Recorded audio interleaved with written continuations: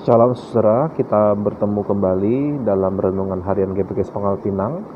Dan kita akan kembali membahas Injil Matius memasuki episode yang ke-23 dari Renungan GPK Pangkal Pinang Senin 24 April 2023. Pada episode kali ini saya akan membahas bagaimana Tuhan Yesus memulihkan nilai pernikahan dan juga hubungan seksual.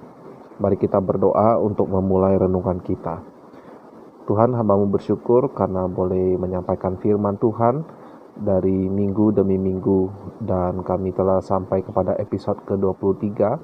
Kiranya Tuhan menolong kami untuk berusaha memahami firman Tuhan dengan tepat seperti yang Tuhan maksudkan.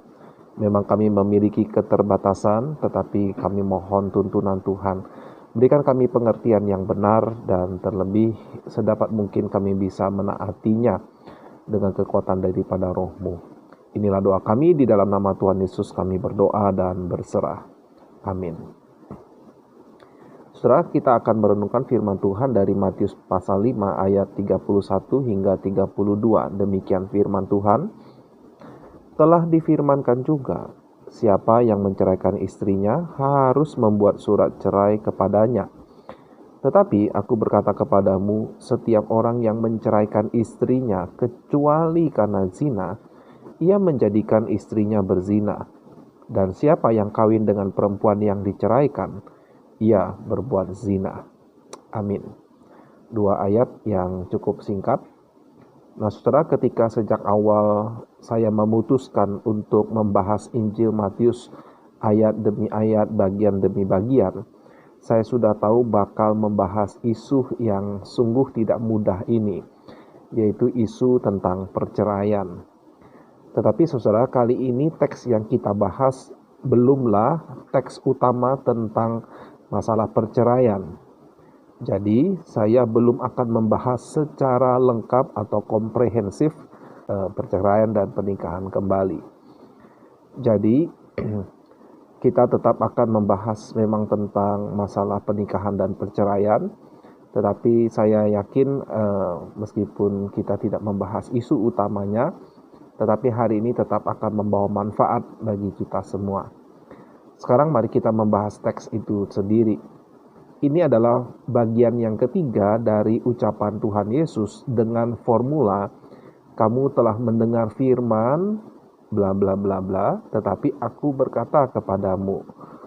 Kali ini isu yang Tuhan Yesus angkat adalah masalah perceraian.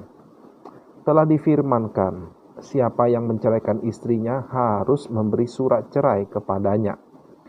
Nah, saudara, pada masa aturan itu atau firman ini diberikan, seseorang yang menceraikan istri harus memberikan surat cerai. Itu adalah tindakan yang luar biasa pada masa itu, yaitu di zaman Musa. Sebab pada masa itu, pada kebanyakan budaya, kalau tidak mau dikatakan semua, kebanyakan budaya memandang para perempuan hampir disamakan dengan benda atau milik sang suami. Sehingga perilaku poligami atau pernikahan lebih dari satu istri dan membuang istri yang dianggap tidak dikasihi lagi, tidak disukai lagi, atau yang mengecewakan sang suami, itu adalah hal yang umum. Jadi dengan memberikan surat cerai sebenarnya menunjukkan bahwa seorang perempuan itu telah dibebaskan dari ikatan pernikahan. Sehingga perempuan itu bisa dikatakan telah bebas, telah merdeka, bisa pergi dan juga bisa menikah kembali.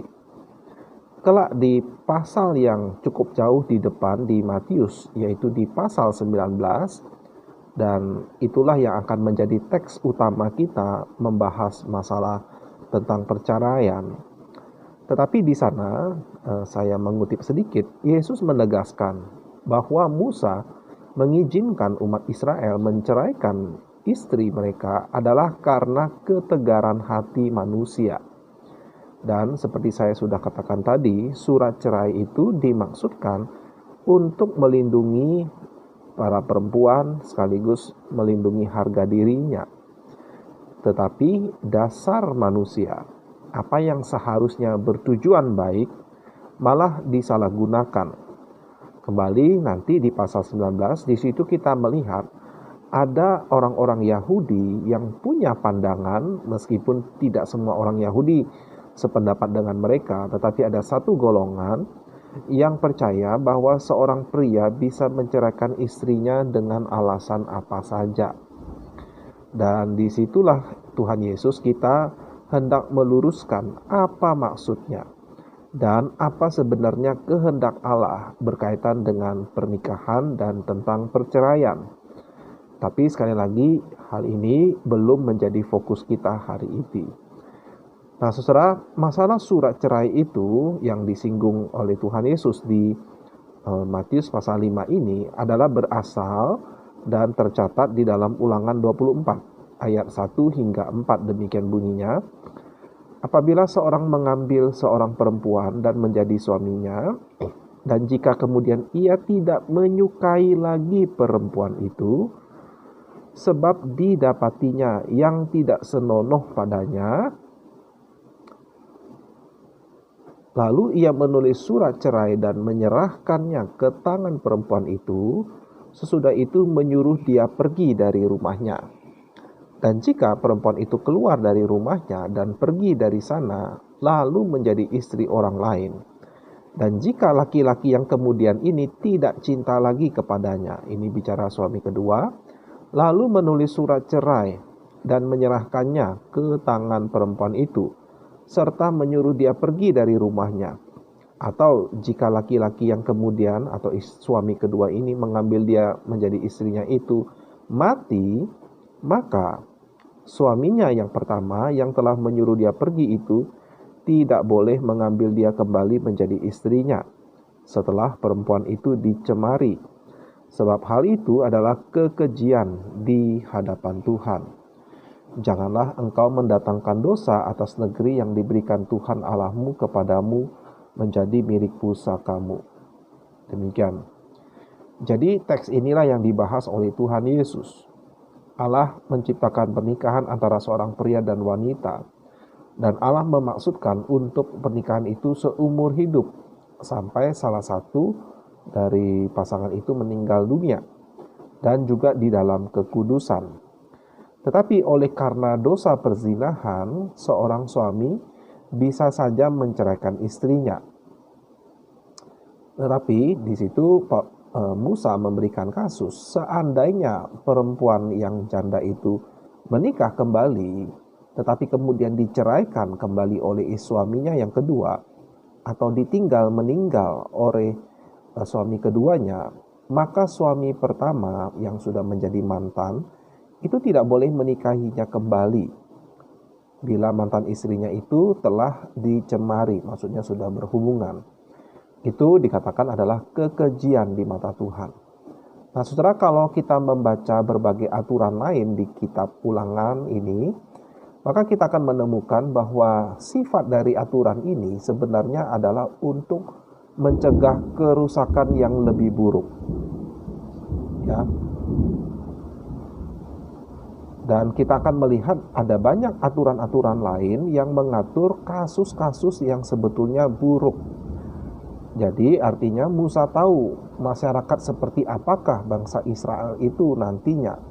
Dan dia dipakai Tuhan untuk membuat berbagai peraturan sipil yang tujuannya untuk melindungi orang-orang yang di dalam masyarakat itu, khususnya yang rentan menjadi korban, sekaligus untuk menjaga kehormatan atau kekudusan Tuhan. Nah, seringkali kasus-kasus yang diantisipasi di dalam kitab Ulangan itu adalah kasus-kasus yang buruk atau bisa kita katakan tidak ideal.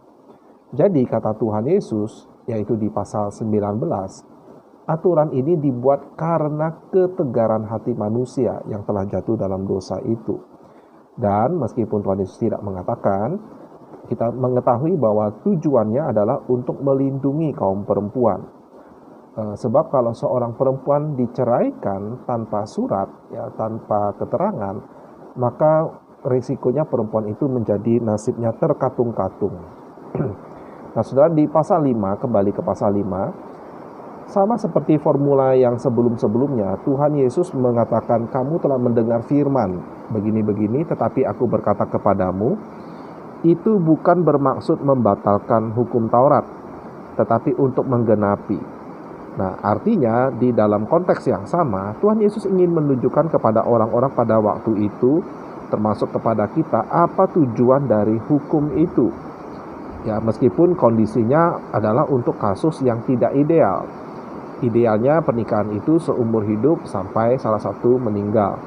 Tetapi karena ketegaran hati, maka kalau ada orang menceraikan, yaitu karena zina, maka mari kita melihat teksnya.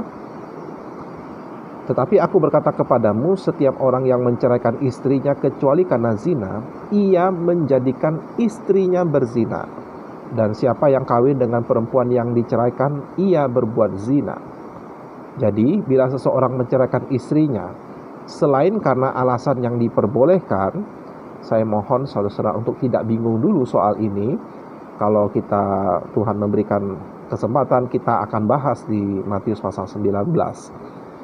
Maka kita tetap lanjutkan.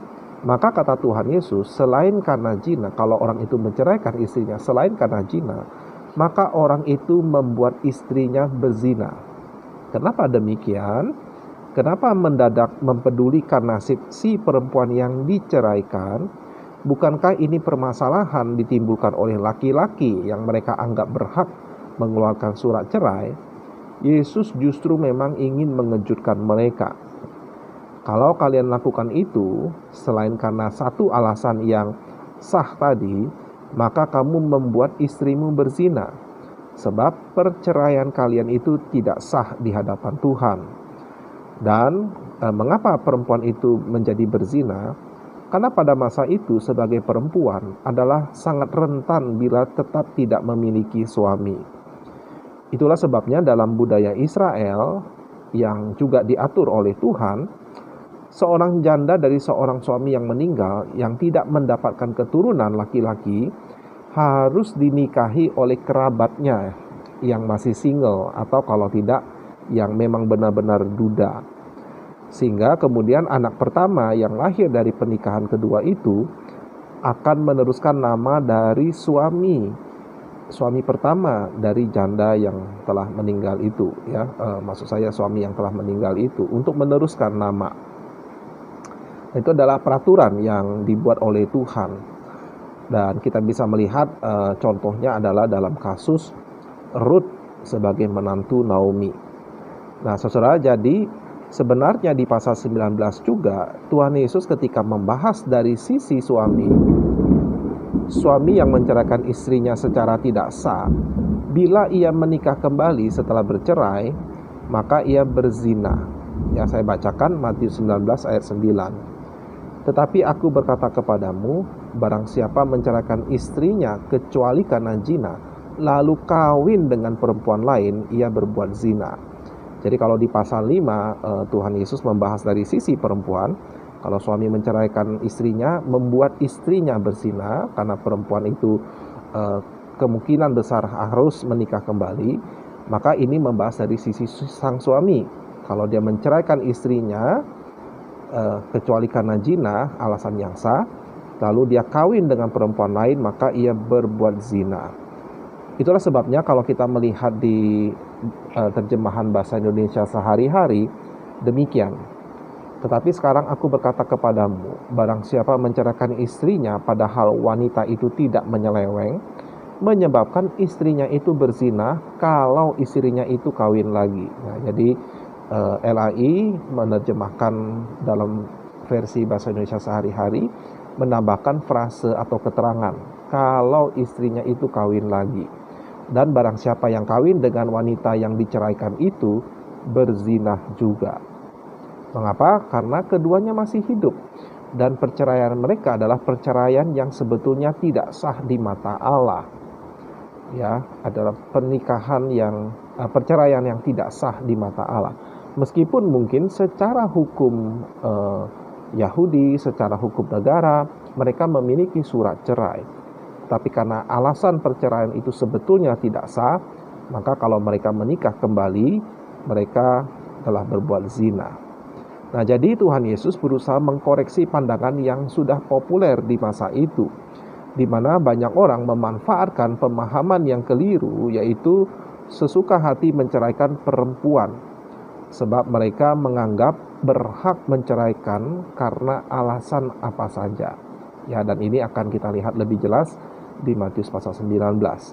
Sehingga Tuhan Yesus di pasal 5 sudah lebih dahulu berusaha meluruskan dan menunjukkan bahwa pernikahan itu adalah untuk seumur hidup.